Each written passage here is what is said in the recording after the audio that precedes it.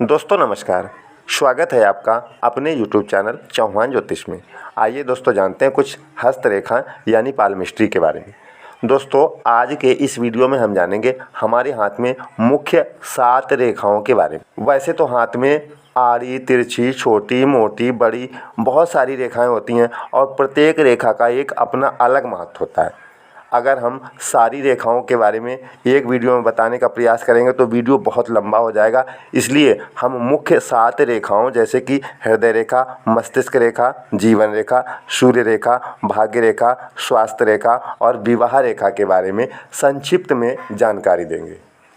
अगर आप हमारे चैनल पर नए हैं और पहली बार हमारा ये वीडियो देख रहे हैं तो कृपया हमारे चैनल को ज़रूर सब्सक्राइब कर लीजिएगा, क्योंकि ऐसी ही जानकारी हम बराबर आपके लिए लेकर आते रहते हैं। तो आइए दोस्तों जानते हैं। हृदय रेखा। हृदय रेखा वह रेखा है जो करतल में अंगुलियों के नीचे स्थित होती है। यह रेखा प्रायः प्रथम उंगली से आरंभ होकर करतल को पार करती हुई चौथी या छोटी उंगली के मूल पर करतल के अंत में समाप्त होती है। हृदय रेखा का संबंध जातक के मानसिक प्रेम या स्नेह भावनाओं से होता है। यह बात स्मरण रखनी चाहिए क्योंकि हृदय रेखा मस्तिष्क रेखा से ऊपर स्थित होती है, अतः वह करतल के उस क्षेत्र में होती है जिसमें शारीरिक नहीं बल्कि मानसिक गुण प्रधान होते हैं। हृदय रेखा गहरी, सुस्पष्ट और अच्छे रंग की होनी चाहिए। वह हाथ में कई स्थानों से शुरू होती है, जैसे कि बृहस्पति क्षेत्र के बिल्कुल बाहर से, बृहस्पति क्षेत्र के मध्य से, पहली और दूसरी उंगली के बीच के स्थान से, शनि क्षेत्र पर से, शनि क्षेत्र के नीचे से। जब हृदय रेखा बृहस्पति क्षेत्र के बिल्कुल बाहर से आरंभ होती है तो जातक प्रेम में अंधा हो जाता है। जातक को अपने प्रेमी या प्रेमिका में कोई दोष नज़र नहीं आता और वह उसकी पूजा करता है। ऐसे जातक प्रायः अपने प्रेम में अंधविश्वास में धोखा खाते हैं और कष्ट उठाते हैं। यदि हृदय रेखा बृहस्पति क्षेत्र के मध्य से आरंभ हो तो जातक के प्रेम में अंधविश्वास नहीं होता। ऐसे जातक के प्रेम में आदर्श प्रमुख स्थान रखता है। इस प्रकार की रेखा सर्वोत्तम समझी जाती है। ऐसे व्यक्ति प्रेम में दृढ़ और विश्वसनीय होते हैं। उनका नैतिक आचरण उच्च कोटि का होता है। वे महत्वाकांक्षी होते हैं, सज्जन होते हैं और जीवन में सफलता प्राप्त करते हैं। वे अपने स्तर से नीचे बहुत कम विवाह करते हैं और वे विवाह के बाद कम प्रेम संबंध स्थापित करते हैं। उनका प्रेम स्थायी होता है। वे दूसरे विवाह या तलाक में विश्वास नहीं करते। यदि हृदय रेखा पहली और दूसरी उंगली के बीच के स्थान से आरंभ हो तो जातक प्रेम के मामले में शांतिपूर्ण और गहरे स्वभाव का होता है। इनमें बृहस्पति क्षेत्र का दिया हुआ आदर्श और शनि क्षेत्र का दिया हुआ स्वार्थी स्वभाव दोनों का मिश्रण होता है। यद्यपि वे अपने प्रेम के लिए बड़े से बड़ा बलिदान कर सकते हैं, किंतु वे अपने प्रेम का प्रदर्शन नहीं करते। वे प्रेम तो हृदय से करते हैं, किंतु इतना नहीं कि अपने प्रेमी या प्रेमिका की देवता या देवी के समान उपासना करें।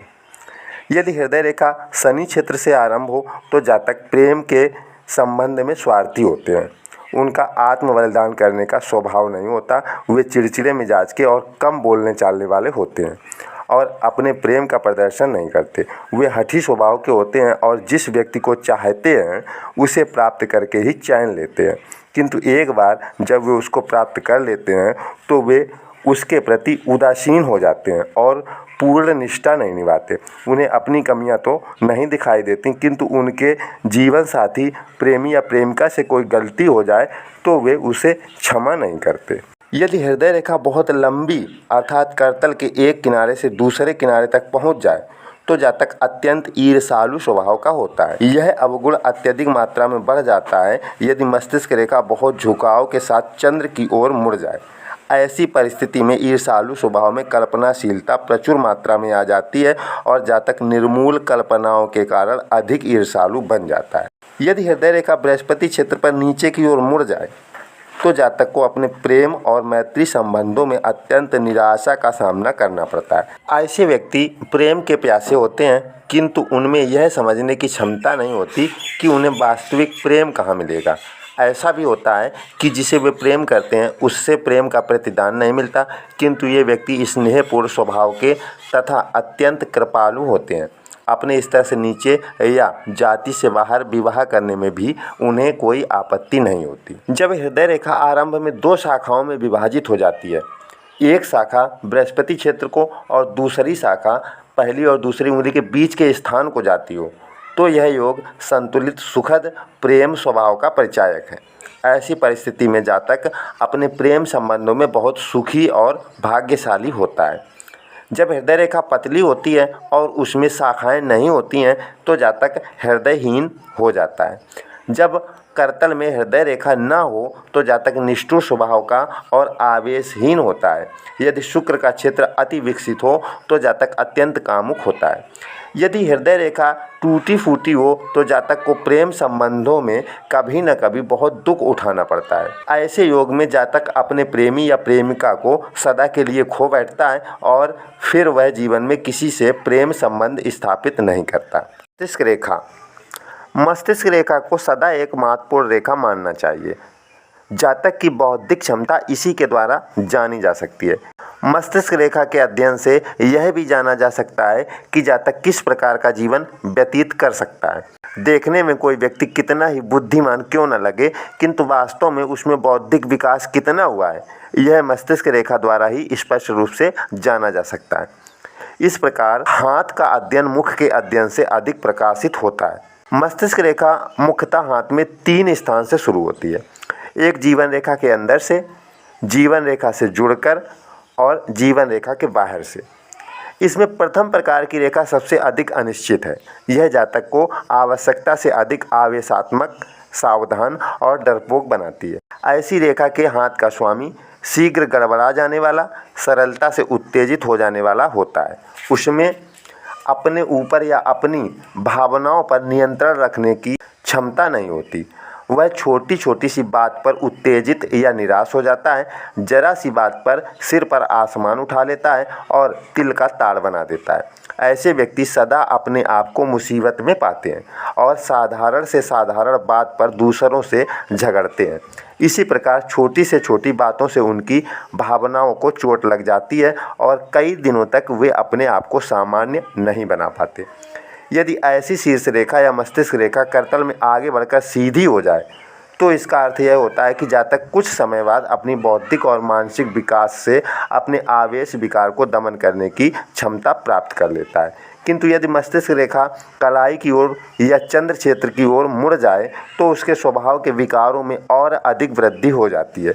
यदि मस्तिष्क रेखा निर्बल हो और उसमें से बालों के समान सूक्ष्म रेखाएं निकलती हों तो उसका फल यह होता है कि जातक किसी प्रकार के मस्तिष्क विकार का शिकार हो जाता है और उसके जीवन पर नियंत्रण रखना आवश्यक हो जाता है। जीवन रेखा से जुड़ी मस्तिष्क रेखा, जब किसी हाथ में मस्तिष्क रेखा आरंभ में जीवन रेखा से जुड़ी हुई होती है तो जातक अत्यंत भावुक होता है। उसके स्वभाव में सतर्कता की भावना होती है और आत्मविश्वास की कमी होती है। ऐसे योग में होशियार से होशियार व्यक्ति भी अपने गुणों और क्षमताओं को पर्याप्त नहीं समझते।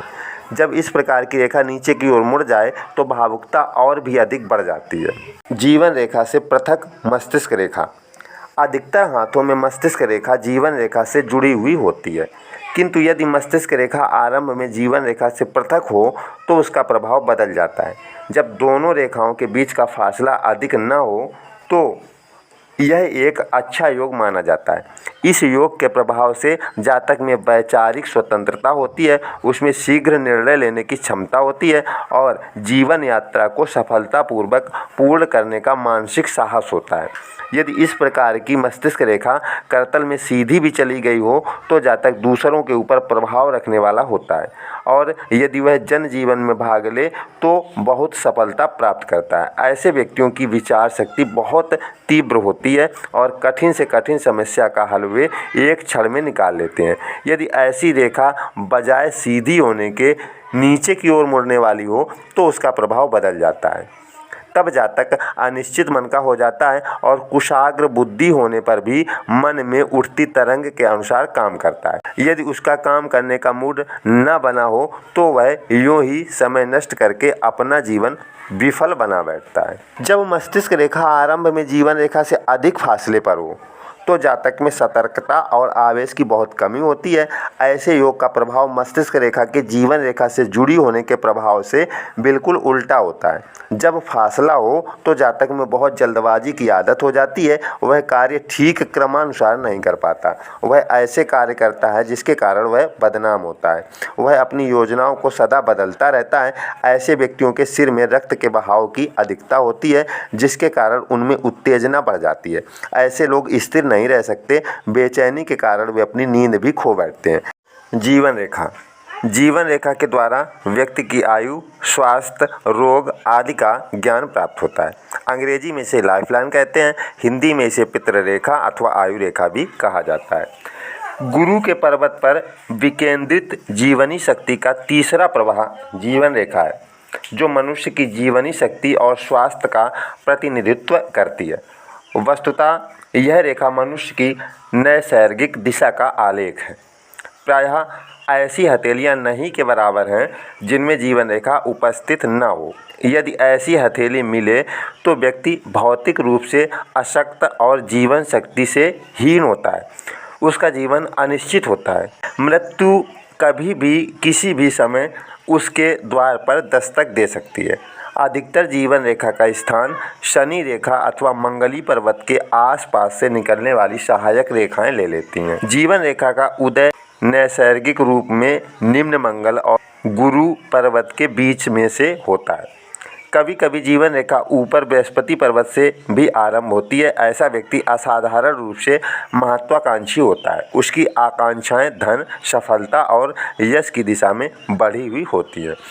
यदि जीवन रेखा अंगूठे के पास होकर चले अर्थात शुक्र क्षेत्र संकुचित कर दे तो व्यक्ति में सहानुभूति आदि शुक्रिय गुण कम हो जाते हैं। उसकी वासना और यौन इच्छाओं का हौस हो जाता है। कटी फटी धूमिल अस्त व्यस्त रेखा व्यक्ति को अस्वस्थ, उदास और शक्तिहीन बनाती है। छोटे छोटे खंडों से मिलकर बनी जीवन रेखा व्यक्ति को नाजुक मिजाज, सदा बीमार और मानसिक रूप से अस्त व्यस्त बनाती है। यदि छोटी छोटी रेखाएं जीवन रेखा को हर स्थान पर काटें तो लगातार छोटी मोटी बीमारियां तथा स्नायुविक दुर्बलताएं परेशान करती रहती हैं। सूर्य रेखा हाथ में अत्यंत प्रभावशाली मानी जाती है। इसको सफलता रेखा भी कहते हैं। जैसे सूर्य पृथ्वी पर प्रकाश फैलाता है, उसी प्रकार सूर्य रेखा हाथ में आशा, प्रतिभा और सफलता के प्रकाश की प्रतीक है। यदि हाथ में सूर्य रेखा न हो तो जातक का जीवन बिना प्रकाश का होता है। वह वास्तविक सफलता से वंचित रह जाता है। बहुत से लोग हाथ में केवल अच्छी भाग्य रेखा को देखकर यह फलादेश कर लेते हैं कि जातक का जीवन सुख, सौभाग्य और सफलता से पूर्ण होगा, परंतु ऐसा परिणाम निकालना ठीक नहीं है। अकेली भाग्य रेखा चाहे वह कितनी ही अच्छी हो, शुभ फल नहीं प्रदान करती। वह सौभाग्य और सफलता तभी देती है जब उसका साथ करने के लिए सुस्पष्ट सूर्य रेखा भी हो। वास्तव में सौभाग्य देने का गुण सूर्य रेखा में ही होता है। यदि सूर्य रेखा करतल में स्पष्ट रूप से अंकित हो तो भाग्य रेखा या मस्तिष्क रेखा के निर्बल होने पर भी जातक को सफलता प्राप्त होती है। सुस्पष्ट सूर्य रेखा वाले हाथ के स्वामियों में अधिक आकर्षण शक्ति होती है और अन्य लोग सरलता से उनके प्रभाव में आ जाते हैं। धन और सम्मान तथा पुरस्कार प्राप्त करने में उन्हें कठिनाई नहीं होती। वे खुश मिजाज और आशावादी होते हैं और यही कारण है कि सफलता प्राप्त करना उनके लिए कठिन नहीं होता।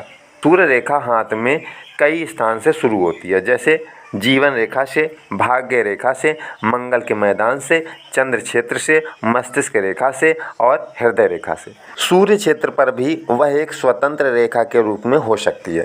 यदि सूर्य रेखा जीवन रेखा से आरंभ होती है तो जिस तरह का जीवन व्यतीत हो रहा हो उसमें सफलता प्राप्त होती, उसमें सौभाग्य का हाथ नहीं होता। यदि सूर्य रेखा भाग्य रेखा से आरंभ हो तो जो जीवन वृत्ति हो उसमें जातक को अपने परिश्रम और प्रयत्नों से सफलता प्राप्त होती है। यदि बिना किसी अन्य रेखा से मिले हुए सूर्य रेखा मंगल के मैदान से आरंभ होती है तो जातक को संघर्ष और कठिनाइयों के पश्चात सफलता प्राप्त होती है। यदि सूर्य रेखा चंद्र के क्षेत्र से आरंभ हो तो जातक को सफलता दूसरों की सहायता और सहयोग से प्राप्त होती है। इस परिस्थिति में सफलता निश्चित नहीं होती और जातक का जीवन परिवर्तनशील होता है। ऐसी रेखा से उन लोगों को ही सफलता मिलती है जिन्हें जन सहयोग प्राप्त हो, जैसे सामाजिक या राजनीतिक नेता, अभिनेता और अभिनेत्रियां, संगीतकार, कलाकार आदि। इस प्रकार के लोगों के हाथ में सूर्य रेखा चंद्र क्षेत्र से आरंभ होना अत्यंत सौभाग्य सूचक चिन्ह माना जाता है। यदि सूर्य रेखा मस्तिष्क रेखा से आरंभ हो तो जातक को सफलता मानसिक प्रयत्नों और मस्तिष्क के गुणों द्वारा प्राप्त होती है। ऐसी सफलता जीवन के मध्य में प्राप्त होना आरंभ होती है, लगभग 35 वर्ष की अवस्था के बाद। ऐसी रेखा मस्तिष्क से काम करने वाले लेखकों, वैज्ञानिकों, शोध कार्य करने वालों आदि के हाथों में पाई जाती है।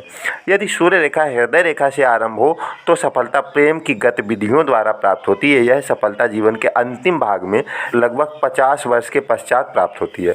ऐसी रेखा प्रौढ़ा अवस्था के बाद अत्यंत सुखी वैवाहिक जीवन की भी परिचायक होती है। जिनके हाथ में इस प्रकार की रेखा होती है उनकी वृद्धावस्था अत्यंत आनंद पूर्वक व्यतीत होती है। उनको सब प्रकार के भौतिक सुख प्राप्त होते हैं। भाग्य रेखा।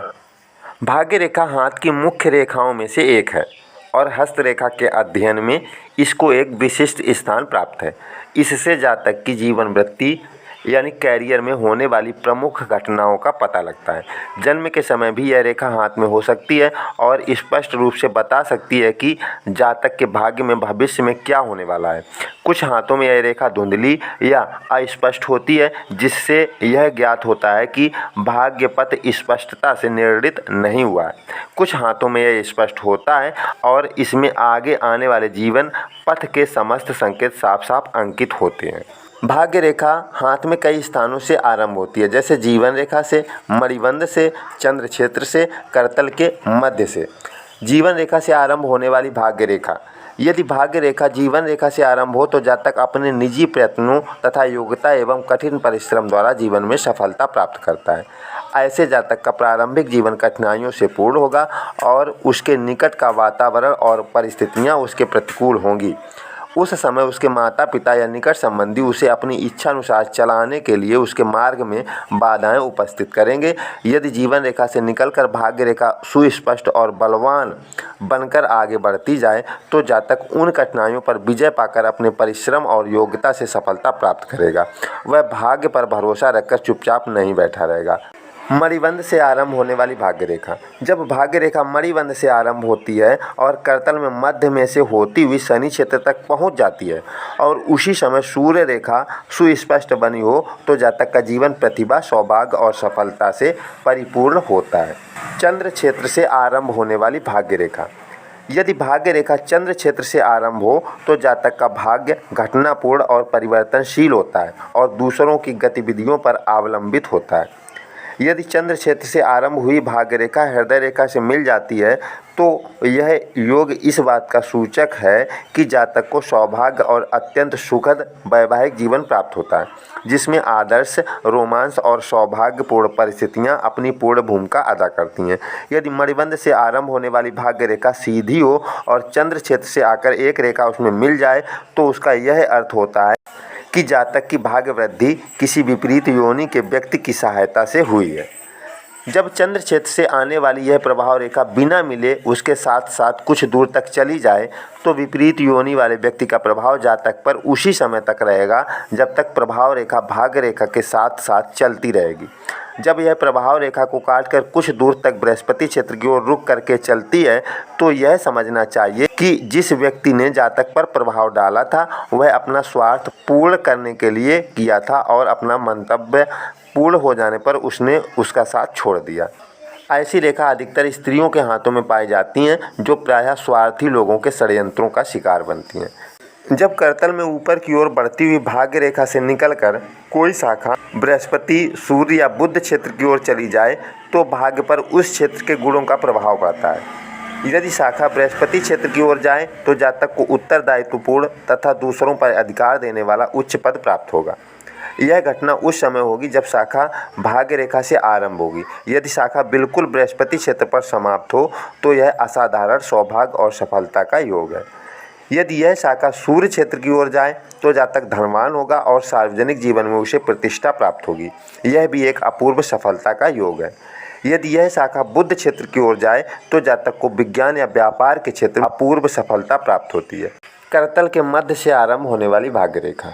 करतल के मध्य को मंगल का मैदान कहते हैं। जब भाग्य रेखा वहाँ से आरंभ होती है तो ऐसा योग इस बात का सूचक है कि जातक का प्रारंभिक जीवन कठिनाइयों से पूर्ण रहा होगा और उसको अपना लक्ष्य प्राप्त करने के लिए कठिन संघर्ष करना पड़ा होगा। परंतु यदि मंगल के मैदान से भाग्य रेखा आरंभ हो और उसकी एक शाखा सूर्य क्षेत्र की ओर चली जाए तो जातक बिना किसी की सहायता के अपना भाग्य विधायक स्वयं बनेगा और अपने निजी पुरुषार्थ, परिश्रम और योग्यता से धन, प्रतिष्ठा और सफलता प्राप्त करेगा। यदि भाग्य रेखा मस्तिष्क रेखा से आरंभ हो तो जातक का भाग्योदय देर से होगा, लगभग 35 वर्ष की अवस्था के बाद, और अपने मस्तिष्क की सहायता से ही वह सफलता प्राप्त कर सकेगा। स्वास्थ्य रेखा। इस संबंध में हस्तरेखा शास्त्रियों में कुछ विवाद है कि स्वास्थ्य रेखा करतल के किस भाग से आरंभ होती है। ज़्यादातर मत यह है कि स्वास्थ्य रेखा छोटी उंगली के मूल से या बुध पर्वत से आरंभ होकर जीवन रेखा पर आक्रमण करती है। ज्यों-ज्यों वह नीचे की ओर बढ़ती जाती है वह स्वास्थ्य के संबंध में सूचना देती है और यदि वह जीवन रेखा से मिल जाए तो अपने उत्कर्ष पर पहुंच जाती है। जीवन रेखा जन्मजात और स्वाभाविक कारण से जातक के जीवन की अवधि की सूचक है, परंतु स्वास्थ्य रेखा इस बात की परिचायक है कि जिस प्रकार का जीवन जातक ने व्यतीत किया है उसका उस पर क्या प्रभाव पड़ा है। जब स्वास्थ्य रेखा और जीवन रेखा समान लंबाई की हों और परस्पर मिल जाएं तो मिलन का समय जातक की मृत्यु का समय होगा, चाहे जीवन रेखा उस मिलन के स्थान से आगे क्यों न बढ़ गई हो। स्वास्थ्य रेखा, जिसे बुध रेखा भी कहते हैं, इसका संबंध स्नायु मंडल और मस्तिष्क दोनों से है। इसी कारण इस रेखा की बनावट और परिवर्तनों से पता लग जाता है कि जातक के आने वाले वर्ष कैसे व्यतीत होंगे। करतल में स्वास्थ्य रेखा ही एक ऐसी रेखा है जिसमें सबसे अधिक परिवर्तन होते रहते हैं। यह एक थर्मामीटर के समान है और जीवन में उतार चढ़ाव बताती रहती है। जब जीवन के आरंभिक दिनों में जातक का स्वास्थ्य खराब होता है और शरीर निर्बल होता है तो यह रेखा बहुत गहरी दिखाई देती है। जब जातक का स्वास्थ्य सुधर जाता है और उसका शरीर सबल हो जाता है तो यह रेखा अंतर्ध्यान हो जाती है। ऐसा भी देखा गया है जब स्नायु मंडल में निर्बलता आ जाती है तो यह रेखा अधिक गहरी और खतरनाक दिखाई देती है। हाथ में स्वास्थ्य रेखा का न होना एक अत्यंत शुभ चिन्ह माना जाता है। जिस जातक के हाथ में स्वास्थ्य रेखा नहीं होती उसका शरीर स्वस्थ रहता है और उसका स्नायु मंडल सबल होता है। यदि हाथ में स्वास्थ्य रेखा हो तो उसकी सबसे अधिक शुभ स्थिति बुध क्षेत्र से नीचे की ओर है। यदि वह जीवन रेखा की ओर जाए, उससे मिले या उसकी शाखाएं जीवन रेखा को काटें तो यह समझना चाहिए कि जातक के शरीर में कोई रोग है जो उसके स्वास्थ्य को दिन प्रतिदिन बिगाड़ता जा रहा है। विवाह रेखाएं। छोटी उंगली के नीचे बुध क्षेत्र के किनारे पर जो छोटी छोटी आड़ी रेखाएं होती हैं वे विवाह रेखाएं मानी जाती हैं। ये रेखाएं कभी कभी बुध क्षेत्र को पार करके आगे भी निकल जाती हैं। जो सुस्पष्ट और अच्छी बनी हुई रेखाएं होती हैं उन्हीं से विवाह का संबंध होता है। यदि रेखा छोटी हो तो केवल प्रेम या विवाह का इरादा करने की घोतक होती है। यदि एक गहरी विवाह रेखा हृदय रेखा के निकट हो तो कम उम्र में विवाह हो जाता है। यदि विवाह रेखा बुध क्षेत्र पर सीधी और सुस्पष्ट हो और उसमें कोई टूट फूट या अनियमितताएं न हों तो वैवाहिक जीवन सुखी होता है। यदि विवाह रेखा नीचे की ओर झुक जाती है तो जातक के जीवन साथी की मृत्यु उससे पहले होती है। यदि रेखा ऊपर की ओर उठ जाए तो जातक अविवाहित रहता है। यदि विवाह रेखा सुस्पष्ट हो परंतु उसमें से अनेक सूक्ष्म रेखाएं नीचे की ओर जाती हों तो जीवन साथी के स्वास्थ्य की खराबी के कारण जातक का जीवन चिंतापूर्ण और कष्टमय होता है। यदि विवाह रेखा अपने अंत पर नीचे की ओर मुड़ गई हो और कोई क्रॉस या छोटी रेखा इस प्रवाह को काटती हो तो किसी दुर्घटना या सहसा बीमारी से जातक के जीवन साथी की मृत्यु हो जाती है। परंतु यदि लंबे मुड़ाव के बाद हृदय रेखा से मिल जाए तो जीवन साथी की मृत्यु लंबी बीमारी के बाद होती है। यदि विवाह रेखा के आरंभ में द्वीप चिन्ह हो तो या तो विवाह विलंब से होता है और यदि विवाह हो जाए तो पति पत्नी का मिलन काफ़ी विलंब से होता है। यदि द्वीप चिन्ह विवाह रेखा के मध्य में हो तो वैवाहिक जीवन के मध्य में पति पत्नी का जीवन यातनापूर्ण हो जाएगा और वे एक दूसरे से अलग हो जाएंगे। यदि द्वीप चिन्ह विवाह रेखा के अंत में हो तो वैवाहिक संबंध का अंत हो जाएगा। यदि विवाह रेखा के अंत में दो शाखाएं बन जाएं तो पति पत्नी एक दूसरे से अलग होकर रहेंगे। यदि यह शाखा हृदय रेखा की ओर झुक जाए तो उनमें तलाक हो जाएगा। तलाक उस समय भी हो जाएगा जब नोकें झुकी हों और एक नोक बढ़कर मंगल के मैदान या मंगल क्षेत्र पर पहुंच जाए। यदि पतली रेखा विवाह रेखा से निकलकर सारे करतल को पार कर जाए तो पति पत्नी में इतनी अधिक अनबन हो जाती है कि परस्पर मिलन और सद्भाव की कोई संभावना नहीं रहती। यदि विवाह रेखा छोटे छोटे द्वीपों से पूर्ण हो या जंजीराकार हो तो ऐसे जातक को विवाह नहीं करना चाहिए। उसका वैवाहिक जीवन कभी सुखमय नहीं हो सकता।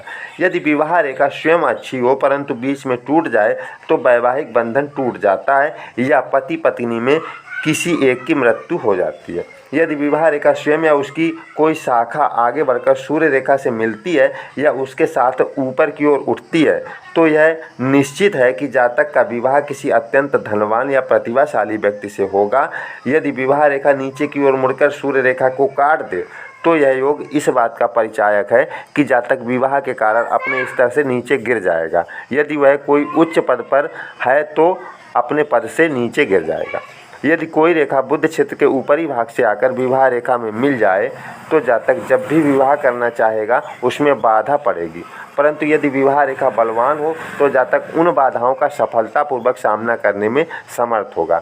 यदि विवाह रेखा के ऊपर एक हल्की सी रेखा स्थित हो और बिल्कुल निकट हो तो समझना चाहिए कि विवाह के पश्चात किसी अन्य व्यक्ति का प्रभाव पड़ेगा। तो दोस्तों ये था आज का वीडियो। आशा करता हूँ कि वीडियो आपको पसंद आया होगा। अगर हमारे वीडियो से आपको कुछ भी जानकारी मिली हो तो कृपया हमारे चैनल को ज़रूर सब्सक्राइब कीजिएगा। वीडियो को लाइक और कमेंट बॉक्स में जय श्री राधे ज़रूर लिखिएगा। मिलते हैं किसी ऐसे ही अगले वीडियो में। तब तक के लिए आप लोग खुश रहिए, मुस्कुराते रहिए। जय श्री राधे।